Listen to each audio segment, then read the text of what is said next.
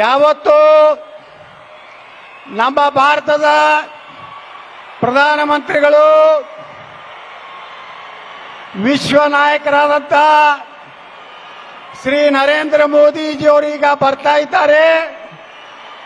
ನಾನು ಹೆಚ್ಚು ಸಮಯ ತೆಗೆದುಕೊಳ್ಳಾರ್ದೇನೆ ಬಂಧುಗಳೇ, ವೇದಿಕೆ ಮೇಲೆ ಉಪಸ್ಥಿತರಿರುವಂತಹ ಎಲ್ಲ ಪಕ್ಷದ ಮುಖಂಡರೇ, ಈ ಐತಿಹಾಸಿಕ ಬಾಗಲಕೋಟೆಯಲ್ಲಿ ಸೇರಿದಂತ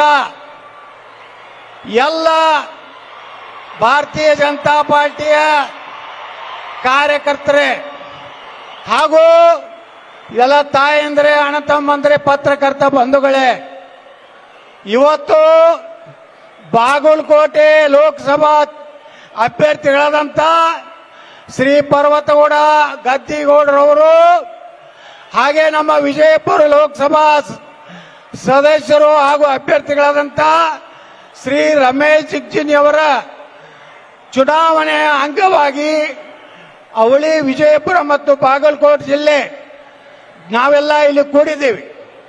ಇವತ್ತು ಇಲ್ಲಿ ಬಿಜಾಪುರದವರೊಬ್ಬರು ಬಾಗಲಕೋಟೆನಾಗ ಇವತ್ತು ಬಂದು ನಿಂತಾರ. ಅವರು ಬಾಗಲಕೋಟೆಯನ್ನ ಅಭಿವೃದ್ಧಿ ಮಾಡ್ತೀನಿ ಅನ್ನುವಂಥದ್ದನ್ನು ಹೇಳಿ ಇವತ್ತು ಬಾಗಲಕೋಟೆಯ ಸಾಕಷ್ಟು ನಾಯಕರಿದ್ದಾಗೂ ಸಹ ಇಲ್ಲಿ ಬಂದು ನಿಲ್ಲುವಂತ ಅವಶ್ಯಕತೆ ಏನಿತ್ತು? ಎಲ್ಲರೂ ಈ ಕಡೆ ಗಮನ ಕೊಡಬೇಕು. ಯಾಕಂದ್ರೆ ಪ್ರಧಾನಮಂತ್ರಿಗಳು ಬಂದೇ ಬರ್ತಾರೆ.